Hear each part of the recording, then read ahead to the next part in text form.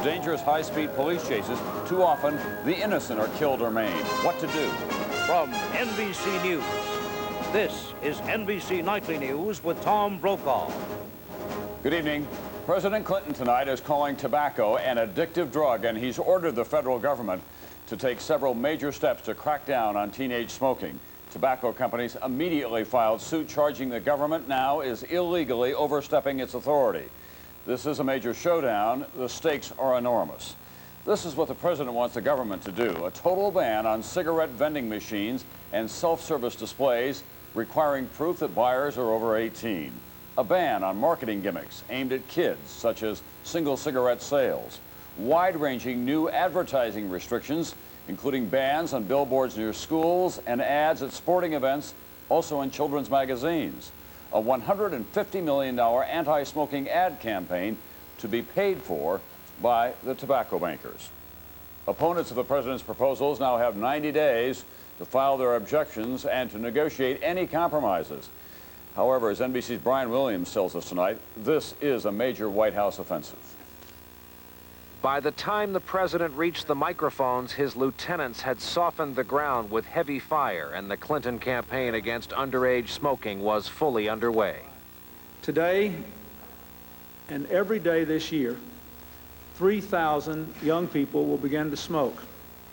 1,000 of them ultimately will die of cancer, emphysema, heart disease, and other diseases caused by smoking.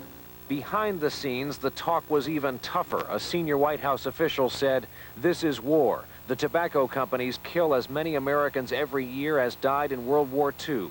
The official went on, "Cigarette advertising is aimed at kids. Joe Camel is offensive as hell." We are stepping in to protect those who need our help, our vulnerable young people. Some of those children were hastily assembled in the Oval Office in an event designed to show non-smoking solidarity. Outside, a parade of tobacco critics appeared before the microphones to praise the president.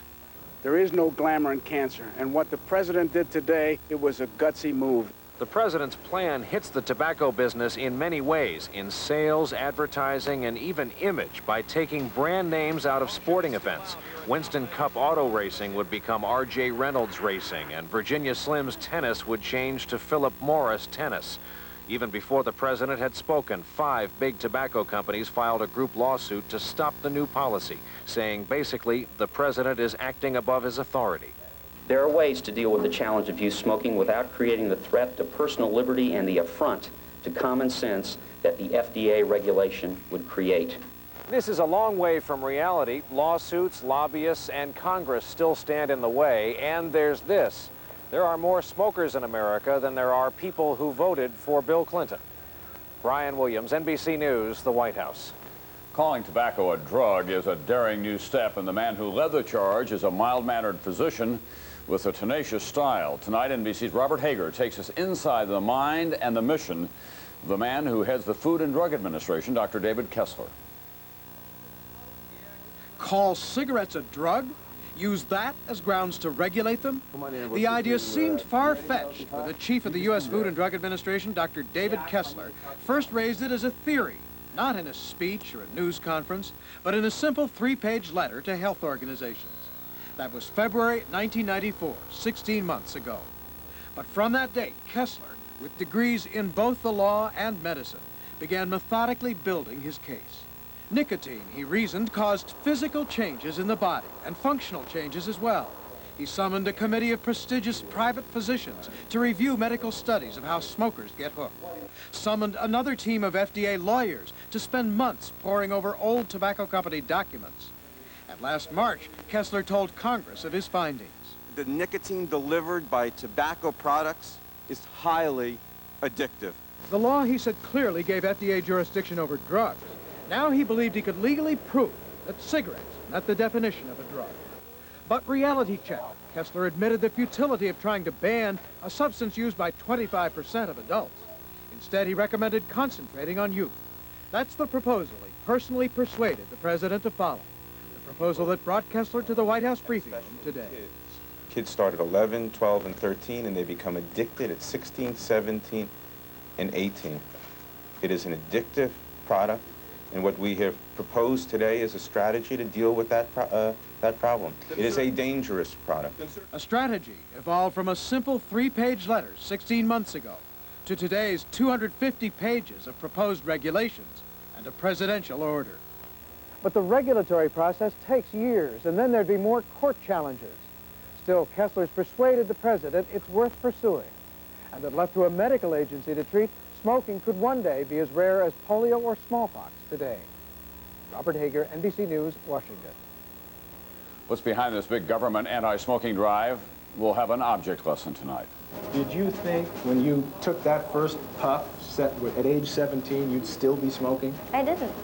And if I had known that, I probably wouldn't have done it in the first place. Also tonight on NBC Nightly News, high-level defections in Iraq. Is Saddam Hussein finally going to topple? Tell me, Reach, what do you like best about your Carnival cruise? What do I like best? The service. I love the service. I mean, besides the service. The food. I love the food. Everybody loves the food, Reach. What else? Well, the shows. The shows are great. Reach, is there anything you don't like? Yeah. Well, that's a surprise. What don't you like? Going home. Take a 3-, 4-, or 7-day vacation on Carnival, the most popular cruise line in the world. When people find out Imodium AD relieves diarrhea, often in one dose, and now has a new low price, things could get pretty hectic around here. Imodium AD, 1-dose relief at a new low price. It's Ace Dollar Days, where a little loose change can get you lots of great stuff, including things like this for just $1 each. You'll find them all at Ace Dollar Days now. I think, first of all, that you're going to need some goo-gaws in here, you know, some stuff. You got to have more than just flakes in here. Dress him up a bit. Who would eat this stuff? You guys try it. You guys. It's just flakes. But I'm going to try it. This is good. Simple, crunching. I like this. What's it called? Kellogg's Corn Flakes. Kellogg's Corn Flakes. Taste them again for the first time. Almost 4 months after the Oklahoma City bombing, the government today indicted 2 suspects and charged a 3rd with lesser crimes. NBC's Jim Cummins is in Oklahoma City tonight. The indictment charges that Timothy McVeigh and Terry Nichols, former Army buddies with a grudge against the government, planned the bombing, selected the Murrah Federal Building in Oklahoma City as their target, bought and stole materials for the bomb, and built it. McVeigh is specifically charged with having delivered the bomb to the Murrah Building in a truck that he rented under a false name and having detonated the bomb at the Murrah Building.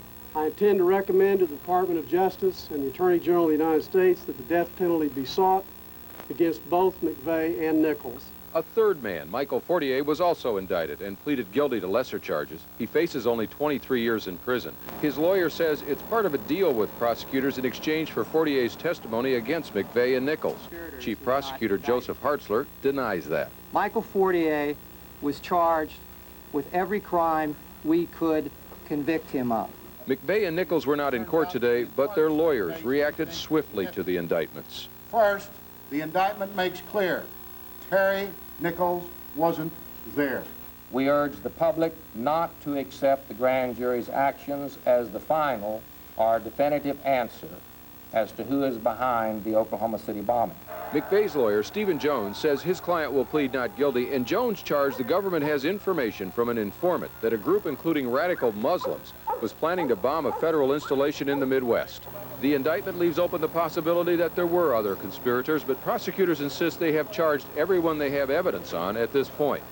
McVeigh and Nichols will be arraigned on the charges soon, but prosecutors estimate the trial won't begin for at least 6 months. Jim Cummins, NBC News, Oklahoma City. In the O.J. Simpson trial today, more graphic defense testimony, a scenario of the killings, and more sharp criticisms of the Los Angeles coroner. Here's NBC's David Bloom in Los Angeles.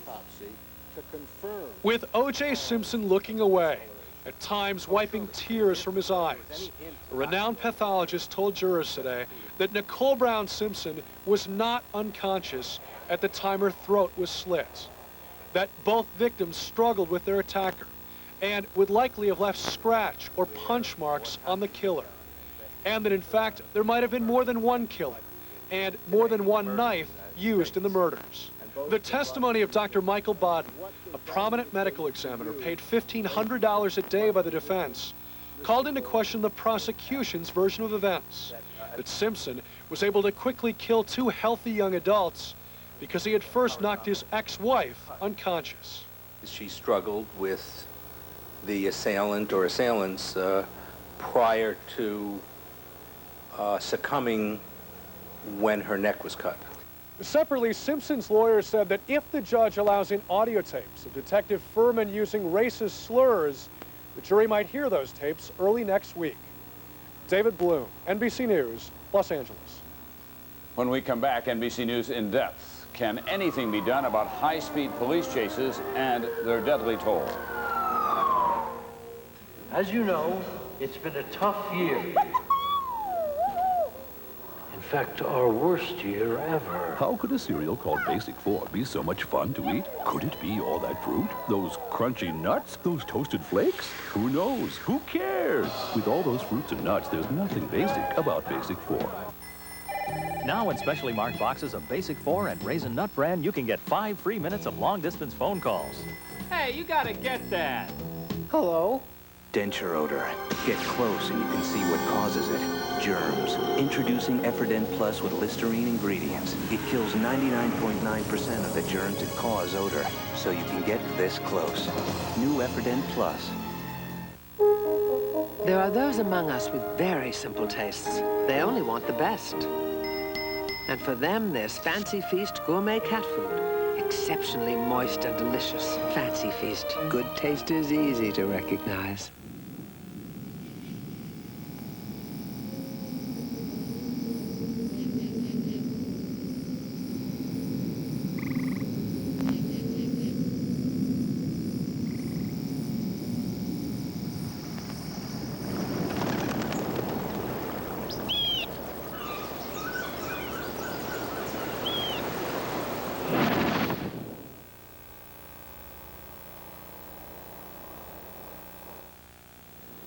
Time for NBC News in depth tonight. A killer problem, high-speed police chases.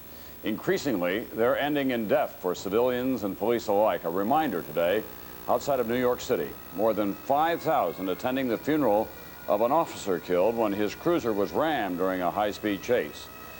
Can anything be done to stop this? We begin tonight's in-depth report with NBC's George Lewis. Secondary unit in the pursuit behind 11A19 identified.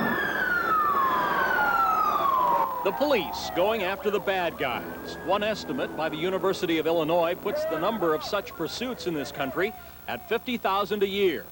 All too often, they end violently, sometimes involving innocent bystanders. I think the chase lasted for about 5 miles, and it ended where the truck crossed the intersection of broadside at my family's car, killing 3 of my family members and severely injuring my 8-year-old niece. In Houston, Yolanda Mendoza's mother, brother, and sister are among the grim statistics. The Department of Transportation says 388 people were killed last year as a result of police pursuits, an increase of 13% over 1993. In Houston alone, where there were more than 90 pursuits last year, 11 people died and 62 were injured. The police chief says the accidents are unfortunate, but that the pursuits are a necessary tool of law enforcement. It's my conclusion that the greater good is to pursue the criminals as much as we can, that more lives will be saved by doing that than by not pursuing. Allison Marmol of New York disagrees with that philosophy. She was severely injured in a 1989 police pursuit that went horribly wrong. This courtroom computer animation done by Marmol's lawyers shows what happened. A police cruiser chasing a motorcyclist who had run several red lights in the crowded streets of Washington Heights. I saw a police car skidding towards me, and I had my son in my arms. And it just hit me. And I remember my son falling to the ground, and he fell under the bus. I just thought, my son, my son. I thought he was dead. Her son Adonis survived, but his body was shattered and he was severely brain damaged. he will never lead a normal life. Marmel and her son got a $7 million settlement from New York City. The motorcyclist got away and was never captured. A handful of cities worried about the hazard to civilians and the possibility of huge lawsuits have clamped down on high-speed police chases. But they're the exception rather than the rule because police departments insist on a free hand to pursue lawbreakers at all costs. An advocacy group called STOP, Solutions to Tragedies of Police Pursuits, is trying to get cities to take a new look at pursuit policies. What needs to be done in formulating policy is to balance the need to apprehend that suspect versus the risk posed by the chase. STOP's policy would be that you would chase for violent felons only. STOP also advocates better training in pursuit tactics. That's what officers go through at this privately run National Academy for Professional Driving in the Dallas-Fort Worth area. And you're supposed to follow him at a fairly safe... At least 2 car lengths back so he won't cause me to have an accident. Still, the experts concede it is impossible to make police pursuits of fleeing suspects 100% safe. That's fueling the controversy as the death toll from police chases continues to mount. George Lewis, NBC News, Los Angeles. Now to a very personal side of the story. What happens when a police chase turns to a tragic loss? It happened to North Dakota Senator Byron Dorgan. The story and what this has made him do tonight in his own words. My mother was on a quiet evening coming home from visiting a friend in the hospital, traveling down a very quiet street in Bismarck, North Dakota. Some blocks away, a policeman saw someone in a pickup truck begin to swerve their back wheels as they accelerated too fast. And the police attempted to apprehend the motorist, and the motorist in the pickup truck took off at a high speed. The witnesses said that it was from 80 to 100 miles an hour on the city streets. And a high-speed police chase ends with the pickup truck slamming into her car at a very high rate of speed and killing her. She was a gentle person. I was obviously devastated and then angry. And I've introduced legislation that's very simple that says 2 things. One, every law enforcement agency in the country ought to have policies about when it's appropriate to chase and when it's not. Someone had a broken taillight, and the result was a high-speed chase, and the result was some innocent person killed as a result of the chase, when the chase was completely inappropriate. And 2, every state ought to have a law that says to people, if you flee from the police, you're going to sit in jail for 3 months, you're going to lose your vehicle. North Dakota Senator Byron Dorgan tonight in his own words. When we come back, Saddam Hussein's explosive family crisis. Is Iraq's dictator finally going to fall? Let me guess. One side of you craves easy chair comfort, while the other side itches for performance, right? Well, meet Buick Regal, with its famous 3800 V6 engine and Grand Touring suspension. Add to that an all-new interior with body-sensitive seats. And finally, there's a car for the 2 of you. Buick Regal.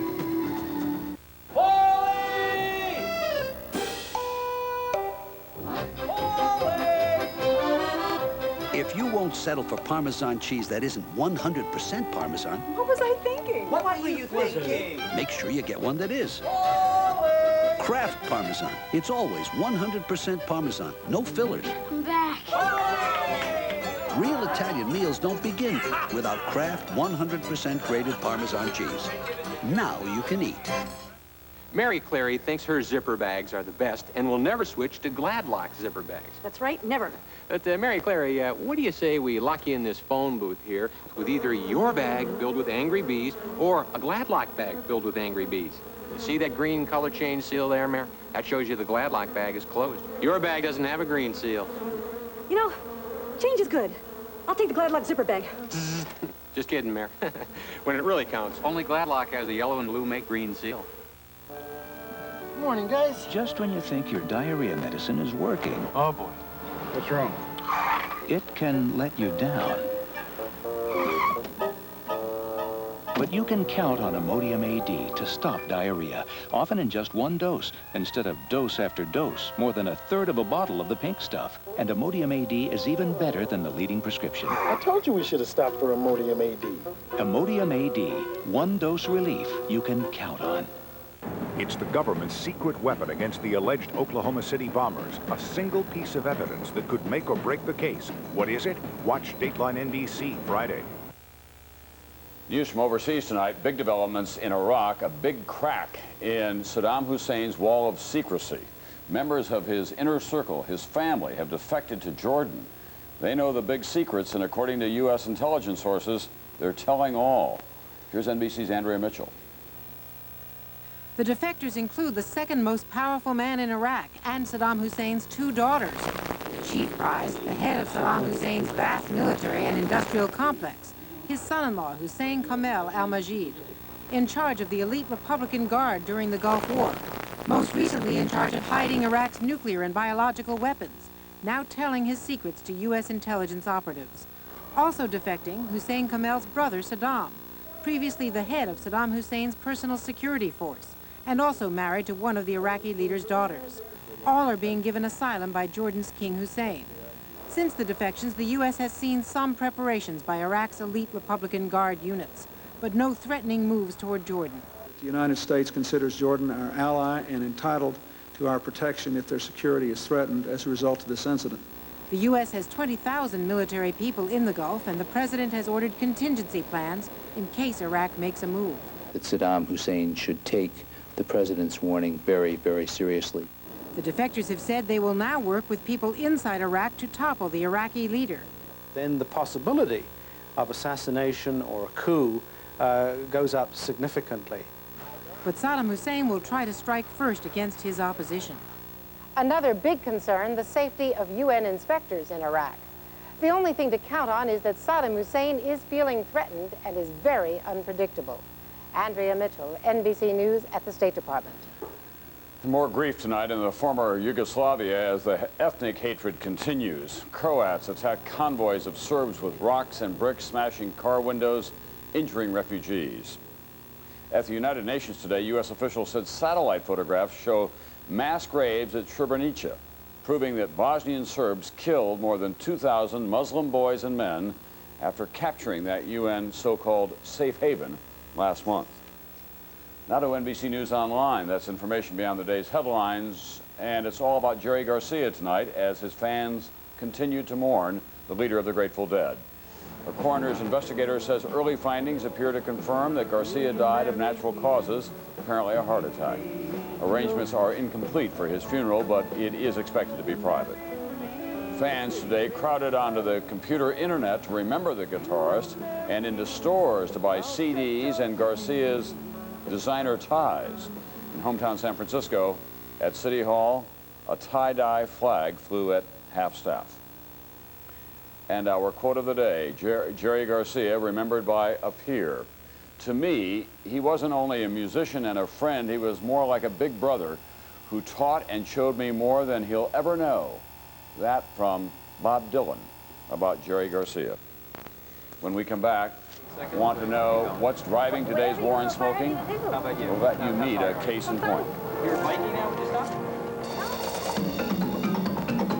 It was named Four-Wheeler Magazine's Four-Wheeler of the Year.